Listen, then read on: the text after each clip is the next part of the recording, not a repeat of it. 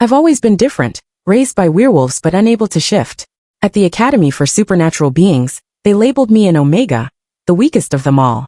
But Zeke Michelson, the future Alpha, says my scent is irresistible.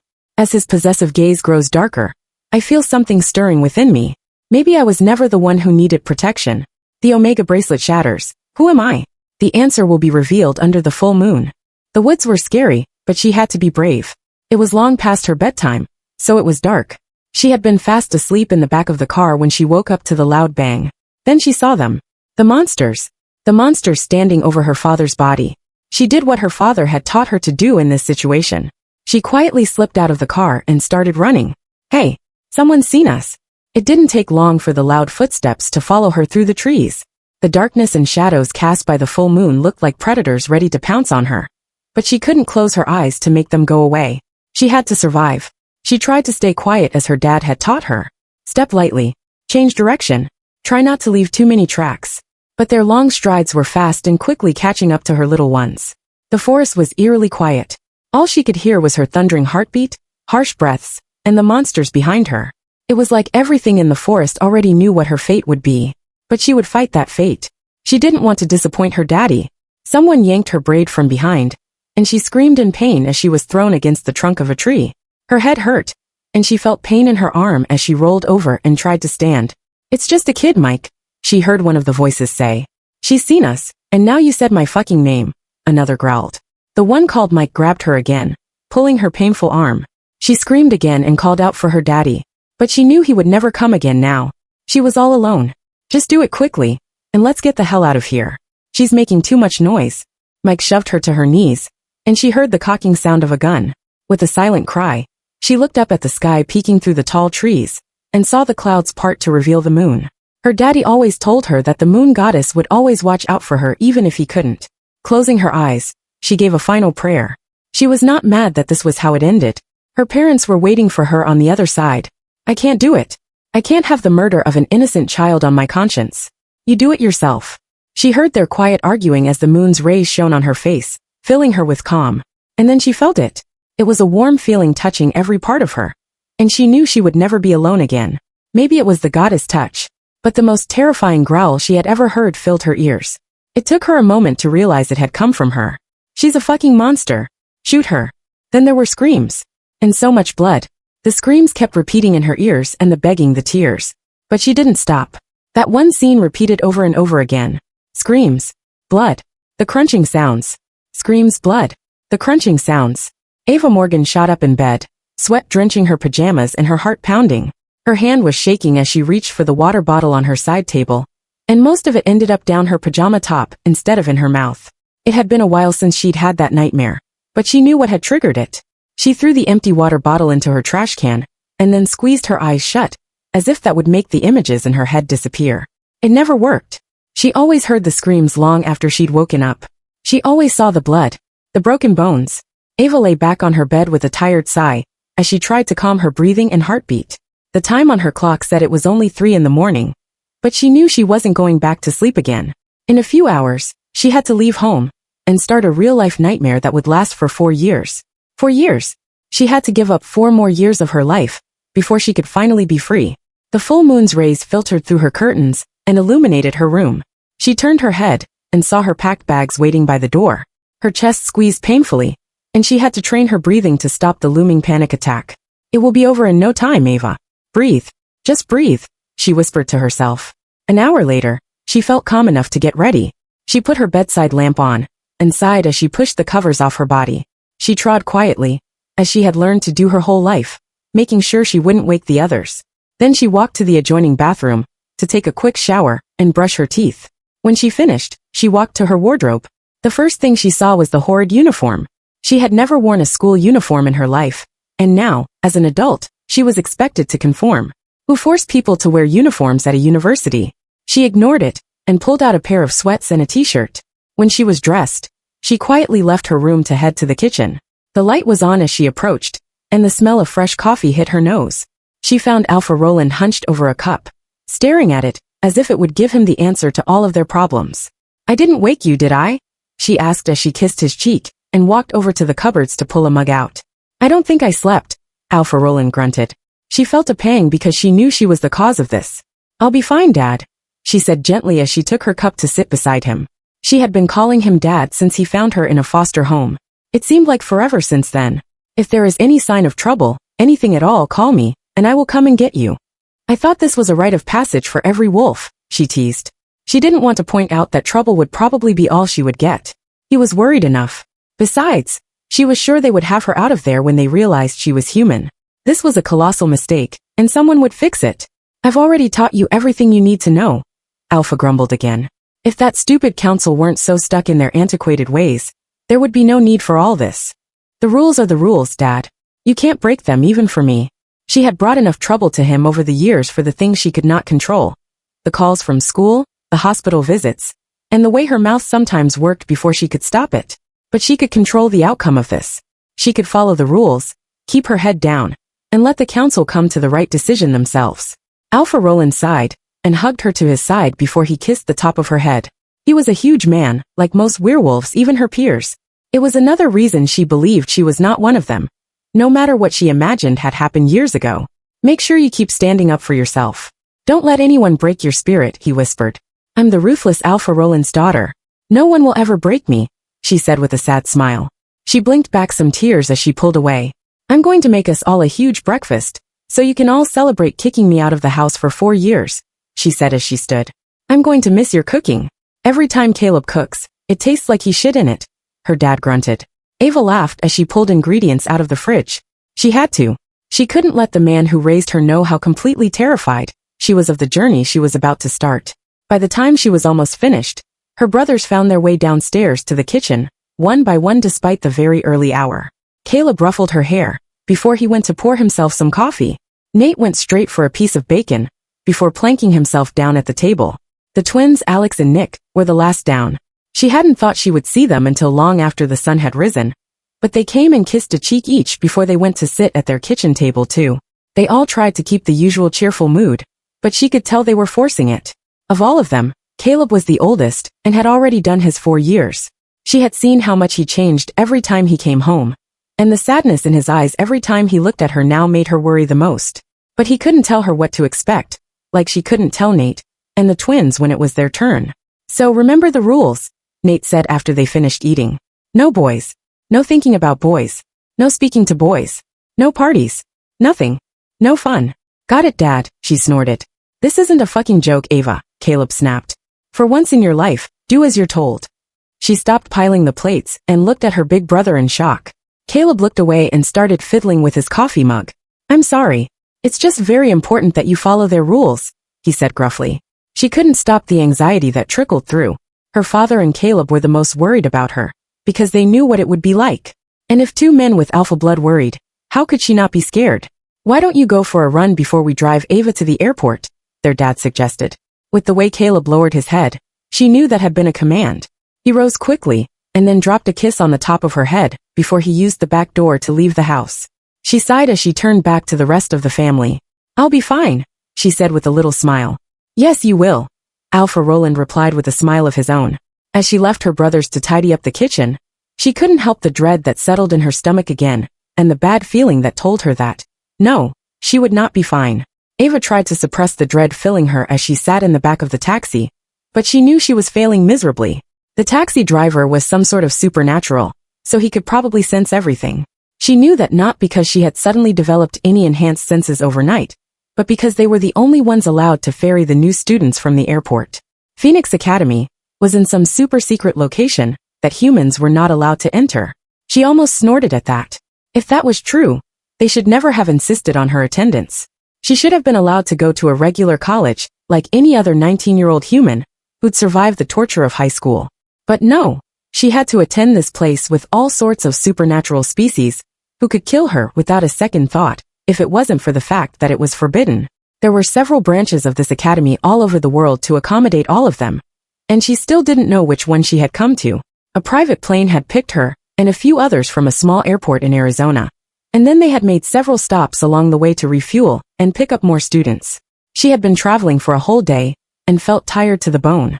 Not knowing where she was made the entire situation worse. They seemed to have been driving for hours, but every time she looked at the time on her phone, it had barely moved.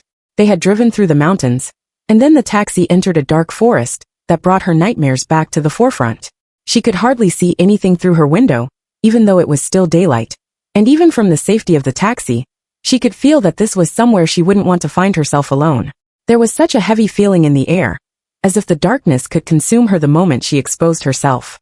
She looked away and found her gaze on the driver's eyes in the mirror. He had a frown on his face as if he disapproved of her emotions, or her in general. It was probably the latter as everyone else. There was nothing she could do about anyone else's opinion of her.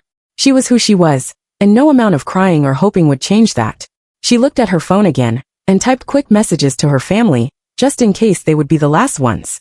Her dad had already warned her that no matter which campus she ended up on, there would be no outside networks, and she would only be allowed to call from the school phones on weekends. This was a deprivation of liberty, no doubt about it.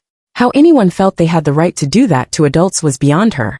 But then again, she had been in their world for 13 years. None of it surprised her anymore. She almost teared up when she read her dad's message. Remember your name. Stand tall. She squared her shoulders and repeated what he had taught her from the moment they had realized she was not one of them. She was Ava Morgan, daughter of Alpha Roland Morgan, and she didn't take shit from anybody. If only that were true. Her shoulders sagged again as her mind tried to pull her back to the torturous years she had endured living among the wolves. Even the Alpha and his 4 sons had failed to keep her safe from that. Her phone signal disappeared. Her only link to her safe haven was gone. She blinked back tears as she switched her phone off and put it in her handbag. As the alpha of their small pack, no one had ever dared question her dad about his decision to take her in. But that hadn't stopped the abuse when he or her brothers had not been around. School had always been the worst time for her. But at least she had always gone home at the end of the day and found comfort in her family. Now she was out here all alone. She could only hope that as college students, everyone was too mature to do what they used to do to her in her isolated pack. Supernatural beings from all over the world attended this school. She had to hope that they weren't all ignorant turds like the ones she had left behind in New Mexico. They came out of the forest and into the sunlight again, and it felt like she had entered another world. Even the majestic beauty of the vast forest she had called home most of her life didn't compare to this. The grass seemed greener here, and tall trees lined up perfectly on either side of the road, with their branches forming an arch. Even the atmosphere felt different. If she had felt uneasy in the forest, it was worse here. She felt like a little lamb being driven into a den of predators. She tried to put it down to nerves because of leaving her pack territory for the first time in her life, but she couldn't lie to herself for too long. She felt danger everywhere, and they hadn't even arrived yet. Tall, imposing gates loomed in the distance, and giant birds, which she assumed were phoenixes, were on the posts on either side. Her anxiety notched up again. Once this taxi drove back, there would be no way to leave this place. She would be stuck here for months before they would allow parents and guardians to visit on Parents' Day. She wished she could turn back, but defying an order from the council would bring the greatest shame to her dad. That was something she never wanted to do. The gates slid open, and her jaw dropped when she saw the vast grounds. There was so much space she wondered if she'd ever have to go from one end to another for her lessons. If that were the case, she would never get there, not with her human speed. The buildings came closer, and she noticed they were all 4 stories, and looked like fancy mansions, complete with driveways that had expensive cars parked at the front. She had never gone hungry a day in her life. She and her dad and brothers were not filthy rich. They were comfortable. But with the types of cars she saw here, she realized this was a whole different ball game. The taxi eventually slowed as it drove around a huge fountain, and then stopped at the entrance of a big, imposing building. It looked like it had been built in a different time with its stone walls and spires, as if it was the original building that had served the many generations of supernatural beings that came through here. Its rich history was something that would have fascinated Ava any other day, but today, she had too many knots in her stomach. She had received specific instructions to stop at the reception first, so she assumed this was the main building where it was. "We're here, Mississippi." She was startled when she heard the driver's voice, and realized she had just been sitting and staring like an idiot. "Sorry." "Thank you," she mumbled, grabbing her handbag as she got out. There were students everywhere in the same uniform that she wore.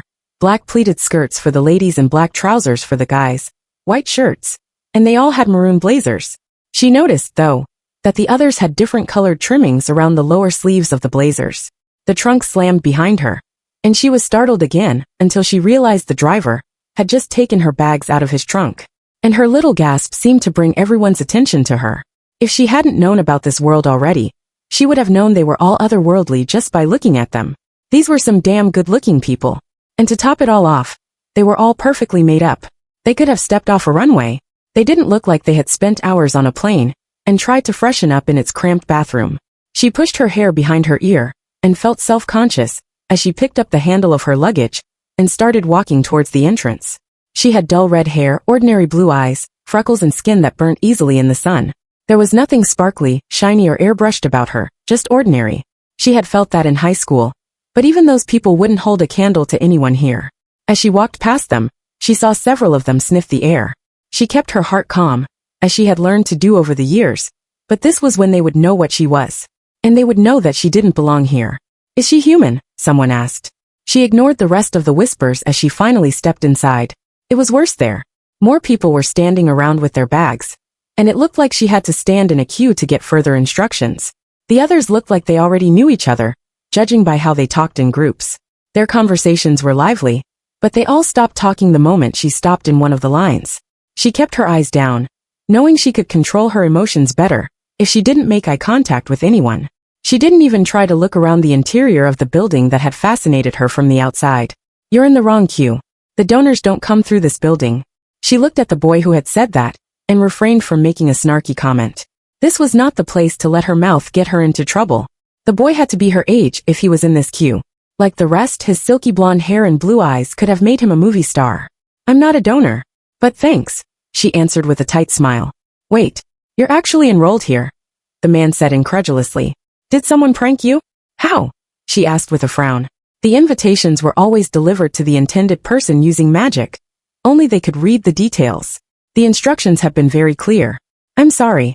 I just thought they couldn't have humans enrolled here, the boy said. And then he turned back around. She had as well. She kept her fingers and toes crossed that they would tell her this had been a huge misunderstanding and send her back home. This was not the place for her. Zeke Michelson buttoned up his shirt and tried to tune out Claire's voice in the background. He didn't give a shit about whatever she was complaining about. They had only been here a few hours, so only the moon goddess knew how she had found so much to complain about in the first place. He put his tie on and straightened it before he ran a hand through his still damp hair.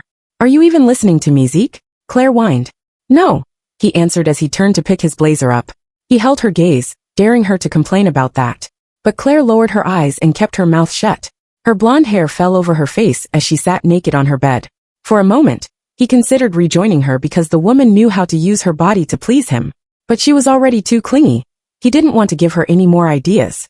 He left her room without a word, ignoring the shocked looks he got from the female residents of this dorm. But none of them would dare to report him. He was the future alpha of the biggest pack in all of America. Once he graduated at the end of this year, his father would step down and make it official because he had already proved in many ways that he was more than capable. Once out of the building, he found his friends leaning against his car, wolf whistling the ladies as they walked past to settle into their dorms. Most of them would probably end up in their beds before the semester was out. Zeke shook his head as he unlocked his car and jumped into the driver's seat. And how is our future Luna? He threw Miles a withering look before he started the car. Claire would never be his mate, and this idiot knew it. He had only stayed with her all these years for convenience. He was too busy to mess around with many girls. When he had started here, he'd already been shouldering many responsibilities for the pack. Besides, his father had already arranged a suitable match, one that worked perfectly for his plans. He would be mated before he became the alpha. Did you even talk to her this time? Derek laughed as he jumped into the passenger seat. He turned his withering gaze from Miles to Derek before he started driving out of the car park. Zeke had stopped at Claire's dorm first, before he had even gone to his appointed residence. Their bags were still in the trunk, since they had driven down from the plane together. Being allowed to do that here was a privilege every student was allowed after surviving 2 years of this hellhole. By then, it was expected they knew the consequences of breaking any of the school rules. Check out that fresh meat, Miles said from the back seat. She's a vampire, you fucker, Derek said. I didn't say I want her to be my mate. Miles laughed as he rolled down his window and called out his usual pickup lines. The vampire's fangs elongated, and then she snarled as they drove past. You can bite me anytime, baby, Miles called out. Zeke shook his head. They had been raised together and trained together, so he knew Derek and Miles would be perfect for their beta and gamma roles when it was time. He just sometimes forgot that what was expected of him was on a different level.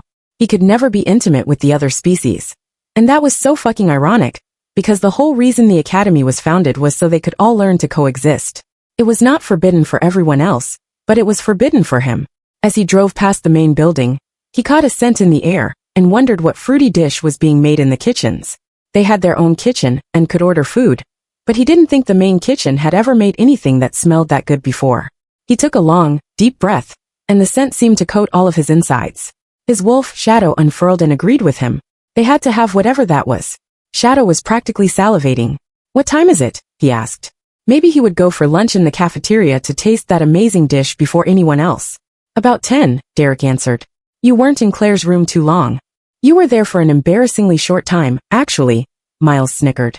He rolled his eyes as they finally drove down to his parking spot. As a future alpha, he and his chosen beta and gamma also had the privilege of living in their own house in the residential areas, set behind the main buildings and other dorms. There were other alphas nearby, and future leaders from all the other species, except the vampires who preferred to nest in the dorms because of the extra space. Before they got out of the car, he caught an unwelcome scent and looked in his rearview mirror to watch the man walking up their driveway. His wolf tried to force himself out at the nerve this traitor had to even show his face, but he forced him down. There were rules at the academy, and he had followed them for 3 years. He would not fail now that he was almost out of this place. "Shall I get rid of him?" Derek asked through the mind link. "No, I'll deal with him." He got out of the car and walked to stand behind it, waiting for the man to approach. He didn't sense any fear or guilt coming from the new arrival, and that was what rattled his wolf the most. The need to dominate this insignificant asshole had consumed him for 3 whole years. "Welcome back," the man said as he stopped a distance away. Sensible. Any closer, he would have given in to the temptation to rip his throat out. "What do you want?" he growled. "Ah, don't be like that, Ezekiel. We're all friends here," the asshole said with a grin. He clenched his fist when he felt his claws lengthening. "I wouldn't be a good neighbor if I didn't stop by and invite you to my party tonight, to kick the semester off right. I'd rather chop off my balls." The asshole grinned and shrugged. "Whatever, dude. Just being courteous. See you around." And then he turned and gave his back to him. Something that reeked of disrespect, because away from this place, you never turned your back on an enemy. He felt his wolf thrashing around, ready to end the fucker on the spot. Though Jared was a future alpha too, his level of dominance was well below his own. Jared would never survive a real fight. He hid behind the rules of the academy that lulled everyone with a false sense of security, made them all believe that they were on the same level. Derek and Miles came to stand on either side of him as they watched Jared whistle as he walked off their property. In a place like this, their houses and dorms were sacred and had the same rules as their territories at home. Any interlopers were always unwelcome.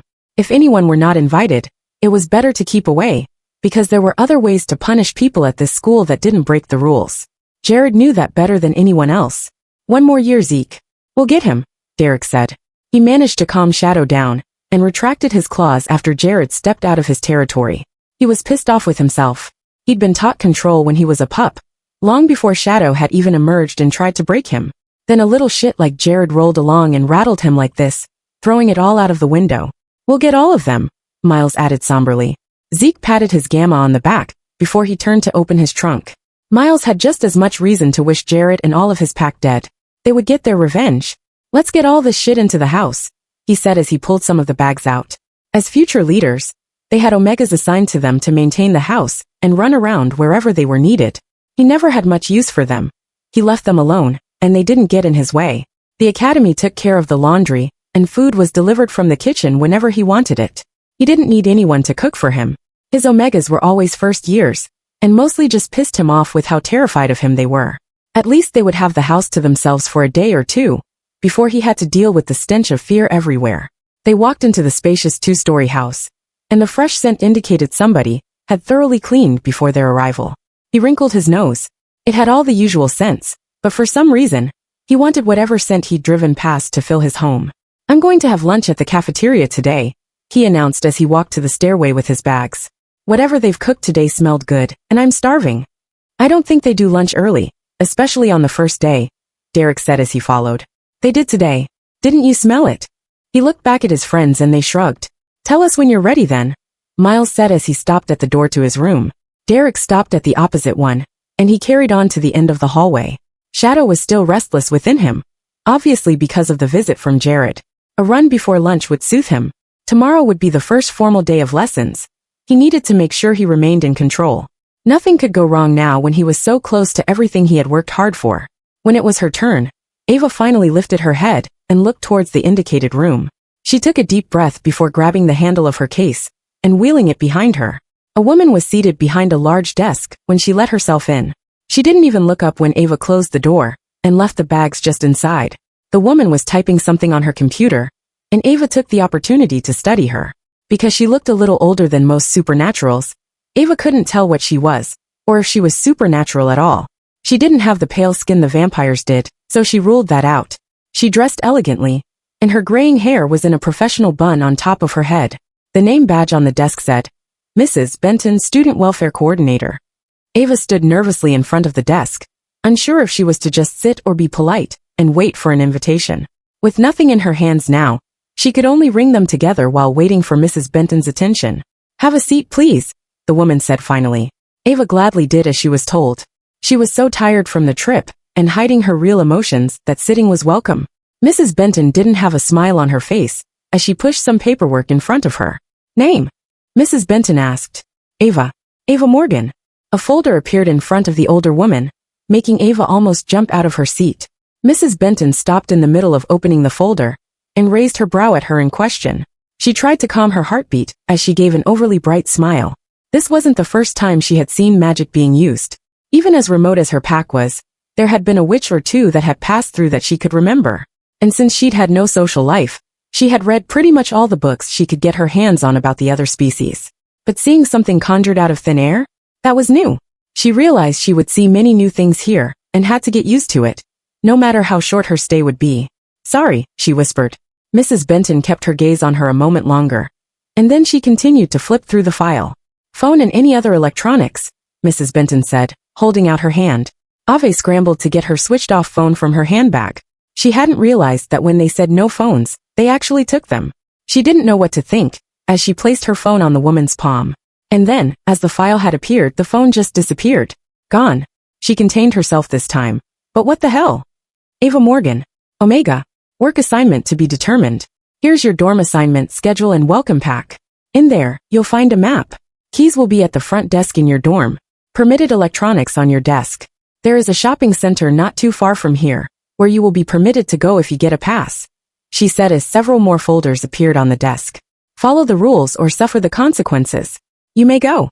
Ava almost had whiplash from how quickly she was being dismissed. I'm sorry, I don't understand, she started. My file says I'm an Omega? Mrs. Benton had already gone back to typing something on her computer. That's what it says, the woman answered in a bored tone without even looking at her. But I'm... Her voice trailed off when she realized how loud she was being, so she dropped it to a bare whisper. But I'm human. I'm sure there was a mistake. There are no mistakes, Mrs. Benton cut in. Find your room and familiarize yourself with everything before lessons tomorrow. Ma'am, I'm sorry, but I've never even shifted. I have nothing that would indicate I'll ever shift at all, she continued urgently. Mrs. Benton stopped typing, her fingers poised over her keyboard, and her eyes glowed as she looked at her again. Ava shrank back into her chair at the transformation from a harmless-looking woman to a crazy bitch, not afraid to kill her on the spot. You may go, Mrs. Benton repeated. Ava's heart pounded as she quickly stood from the chair and grabbed the paperwork she had been given. She didn't even try to hide how fast her heart was beating, keeping her eyes on the ground as she rushed past her new schoolmates with her bag in tow. This was not how it was supposed to happen.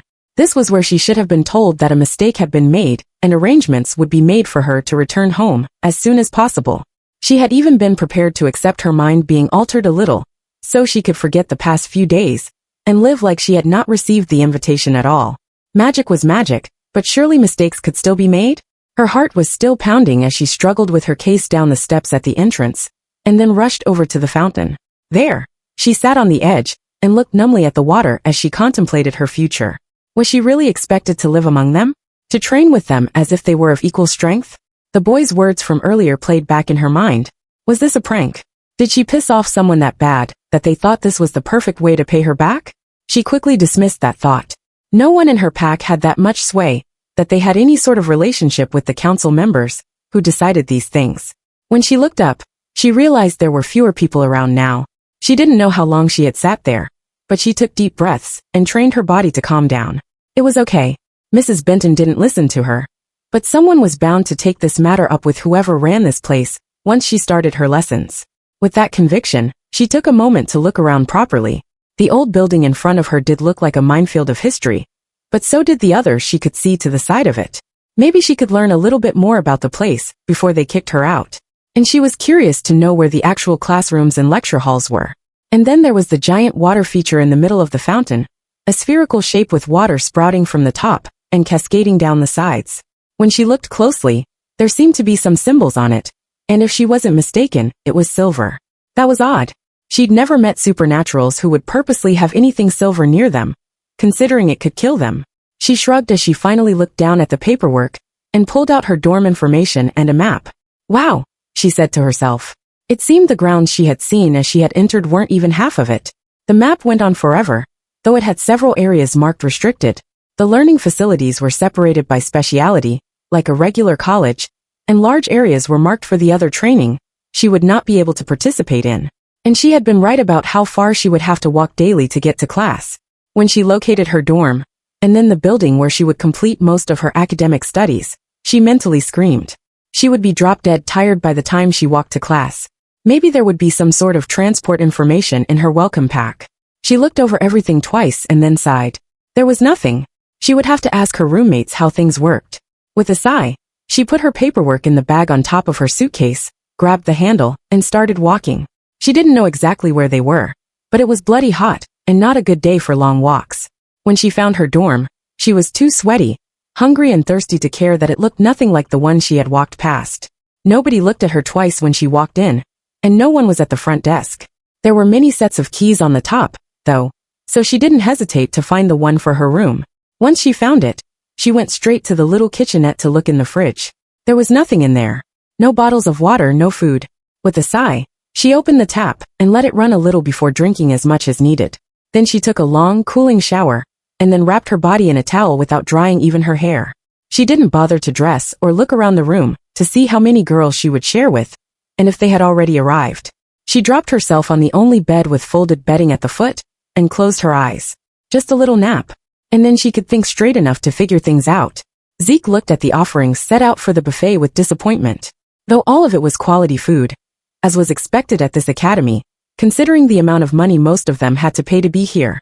None of it smelled as amazing as whatever had been prepared earlier. Have you changed your mind? Derek asked as he loaded a plate full of food.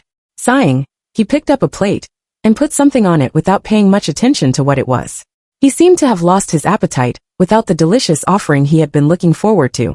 When he picked up a bottle of water as well, he looked over at his usual table and saw Miles already sitting there with a group of girls, Claire's group of friends. The three girls went everywhere together and always forced their company on them, as if Claire was trying to pair up her friends with his too. They turned up at every single place they went like magic. The girls never ate in the cafeteria, so he could only guess that somebody had told them they were there. With another sigh, he walked over to his table, nodding at some of his counterparts along the way.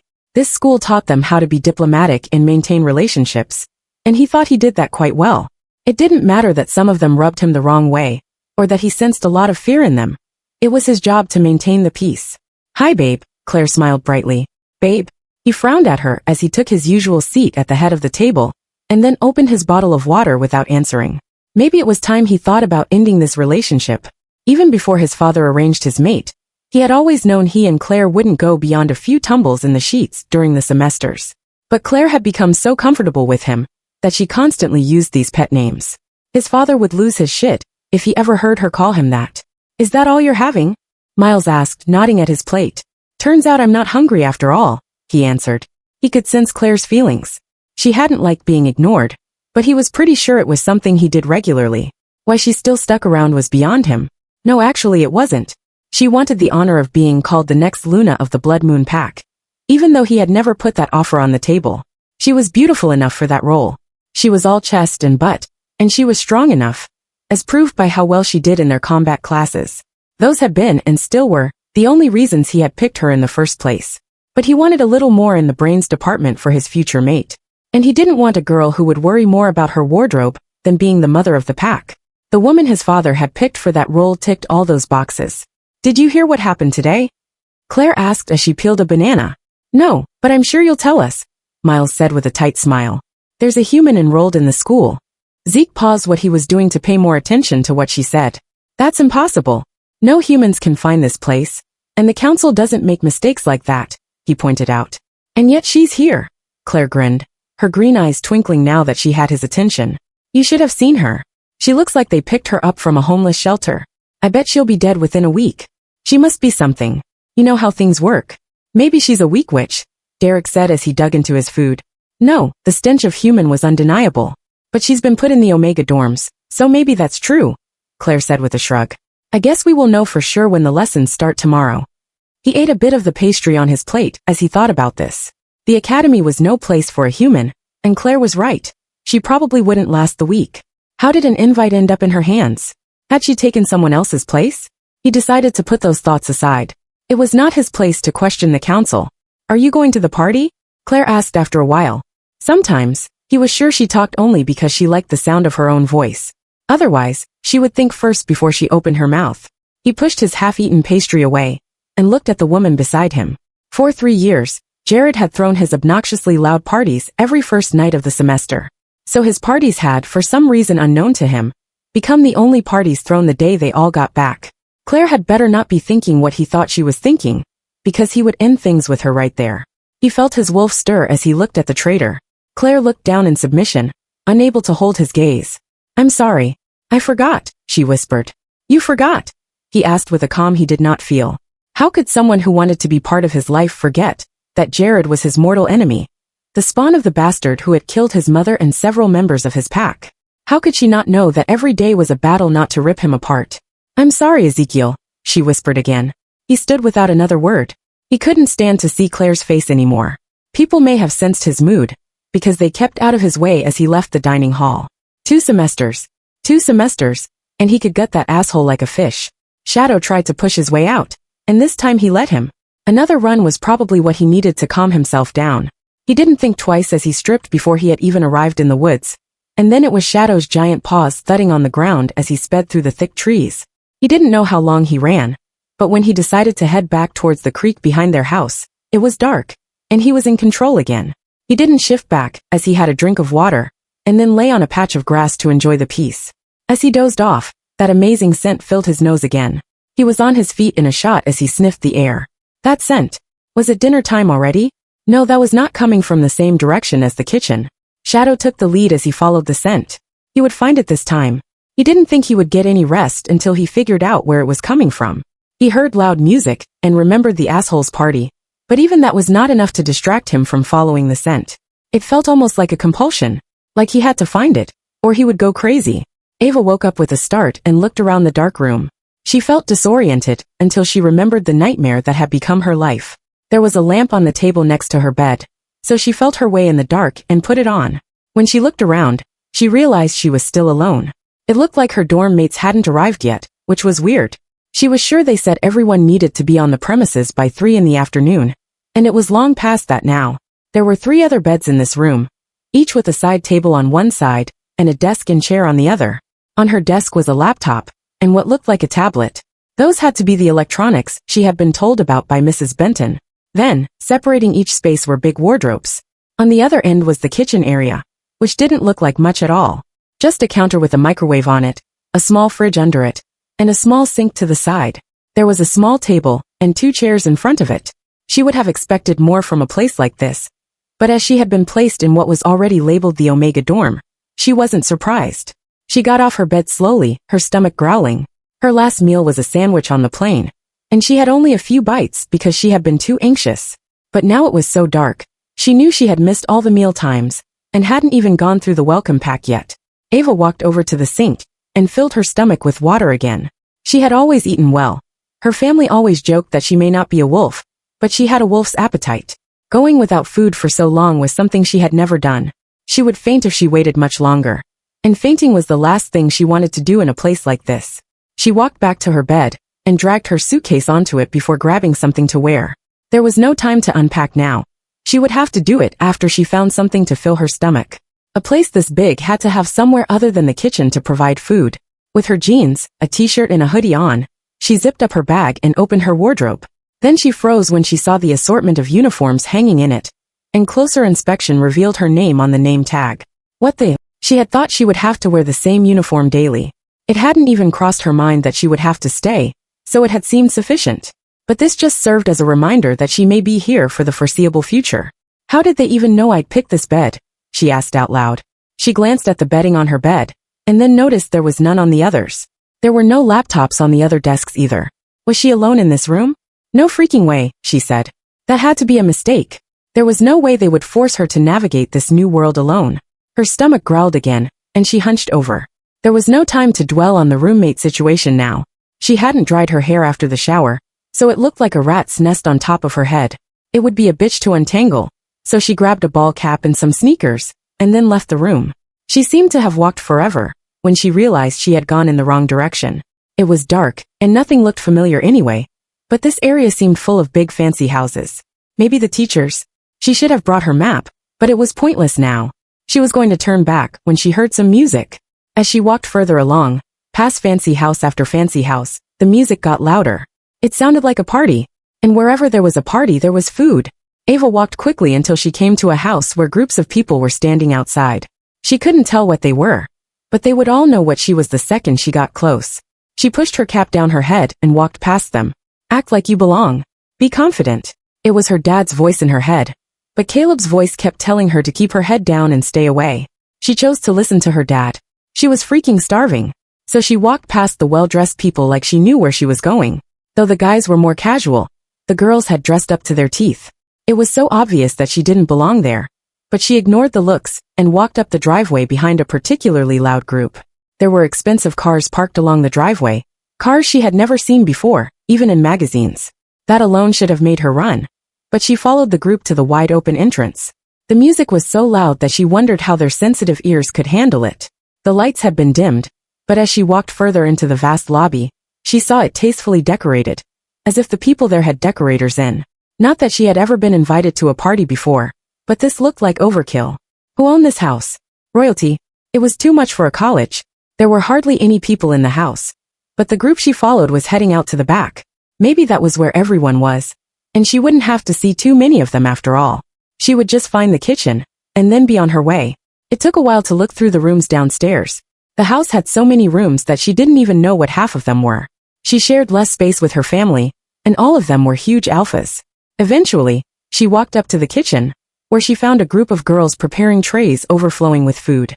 They were dressed in uniforms. She couldn't help the snicker that came out of her lips. How the other half lived, decorators, caterers, and servers. You shouldn't be here. She looked at one of the girls and contemplated lying, but she was the newbie here, while the caterer seemed to know how things worked. I'm sorry. I got lost. Can I have something to eat? You can't eat here. Get out before you get all of us in trouble. Another girl snarled. That was ridiculous. There was so much food in front of them, that one serving wouldn't be missed. She was sure most of it would even go to waste. Her mouth was watering as she looked at the meat, and the gorgeous aromas filled her nose. Even just a piece of fruit. Get the fuck out, the girl snapped. Is that any way to speak to my guest? The girls gasped and averted their gaze. Ava turned to see the newcomer at the door and almost gasped too. To say he was beautiful was an understatement. His blonde hair was long and tied back, and he had the bluest eyes she had ever seen. And he was so big that she knew he was an alpha. Sorry, sir. One of the girls stammered. Ava frowned when he looked back at the girls. She didn't need wolf senses to know how terrified they were. Give my guest a plate, the alpha said.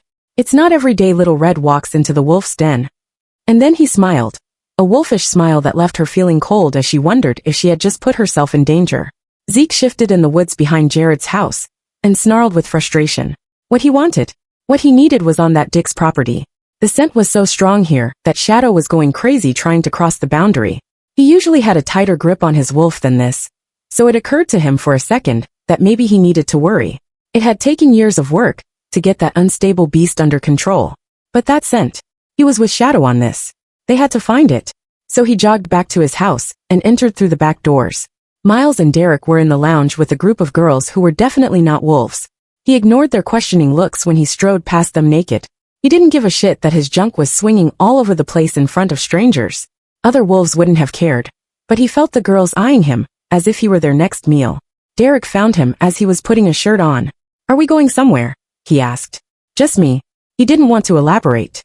The whole situation stunk of hypocrisy, which he was well aware of. Claire had only mentioned the party, and he had been ready to rip her apart. Even now, the thought of going over to Jared's house was grating on his nerves. Was it worth it? Did he need to enter the enemy's territory just to find out what that scent was? Yes, Shadow said. Shadow hardly ever talked, not since he had taken control of him. But he didn't have time to stop and think about that. It didn't matter anyway since they agreed. They were going to the party. Don't tell me you're going back to Claire, Derek said. You know your father disapproves. He frowned at Derek as he put on his tie. Being questioned about his every move was something he wouldn't miss once he became the alpha. Somehow, his father always found a way to micromanage things, even so far away. Not that it's any of your fucking business, but no, I'm not going to see Claire. So why are you getting dressed up? Zeke looked at his reflection in the mirror, and paused as he made the final knot in his tie. Shit. What the fuck was he doing? This was Jared's party, and he dressed like he was going on a date. He had no idea why he'd felt the need to do that. There would be no one he'd want to impress at Jared's house. They were all members of his pack, or people they had allied with. Which meant they were all his enemies. Which meant he would be outnumbered if he went alone. But still, he pulled the tie off, and found a pair of jeans and a t-shirt. Zeke, are you okay? Yes. I'm hungry. He was starving. He wanted whatever was whetting his appetite like this. He wanted to inhale it, lick it, bathe in it. He wanted it all over him if he could. The scent had invaded every part of him, almost like the scent of prey on a hunt. He couldn't stop. His thoughts were all jumbled up as he finally pulled the t-shirt over his head and walked out of his room with Derek close behind. Then order something. You don't need to go out now, not when the vampires. I know what's out there, he growled as he rushed down the stairs. He walked past the lounge entrance, where Miles was already entertaining some of the girls. The scent of lust was heavy in the air, tainting the sweet scent that seemed to have melded onto every cell in his body. The moment he stepped out into fresh air, the scent hit him again. He took a deep breath and closed his eyes. Fuck, that was amazing. When he opened his eyes again and looked toward Jared's house, he struggled to push Shadow back. Shifting there would be seen as an act of war, and the consequences would be more than he was willing to pay. Zeke, your eyes, man, Derek said quietly. He took another deep breath before he looked at his friend. Why did he look so worried? He was known for his control over Shadow. It had been years since. He looked away from Derek again to start walking down his driveway. All he wanted was to find where the scent was coming from. There would be no trouble tonight. Go back to your girls. I'm not staying out too long, he commanded. Maybe that made him a dick, because Derek had to comply instead of following him. But he wasn't going to let anyone stop him. People moved out of his way as he went up Jared's driveway. They stopped talking as he looked around, trying to find the source. But it wasn't out here. He followed it into the house and stopped just inside the doorway. The scent was everywhere here. With a frown, he followed it in every room before he came to the kitchen. The Omegas in the kitchen dropped what they were doing and shrank back. Knives clattered on the surfaces, trays fell to the floor. Zeke didn't pay them any attention as he looked at the food on offer. He poked a piece of steak that looked like it was cooked to perfection. He had nothing but a few bites of his pastry at lunch, so looking at that meat should have made him want to eat it. None of it smelled like what he wanted, but he was practically drooling standing there. Starved. But not for this food. He eyed the Omegas one by one, but all he could smell on them was fear. What else have you made? What's that scent? Like vanilla and something fruity, he demanded. They didn't lift their heads to answer him. He wondered if Jared had ordered his Omegas to never interact with him. Scowling at them, he walked around the kitchen island to stand beside them. Shadow was going crazy, in complete agreement with him. They would not be denied. Tell me what else you made, he growled. The Omega swallowed before she said, This is everything, sir. He didn't sense a lie. He growled in frustration as he backed off and left the kitchen. If it wasn't food in the kitchen, it had to be on one of the guests. He followed the scent to the wide-open back doors, where he could smell Jared and his pack. The patio was full of people being loud and obnoxious, and participating in things they knew were not allowed on campus. But Jared was an arrogant asswipe who always flouted the rules. He would fail as an alpha, if he lived long enough to become one. His nose pointed him to a spot somewhere at the loungers by the pool. First he noticed Jared laughing at something, and then he noticed her. A little woman with a massive plate of food on her lap. He couldn't stop his eyes from glowing as his body filled with the undeniable need to ravish her. He took another deep breath, and the scent almost knocked him off his feet. It was her. Vanilla. A hint of orange blended so perfectly that his body started to react. And human. He recoiled back. Human? And then Shadow said something that didn't make sense, but still filled him with dread. Mine.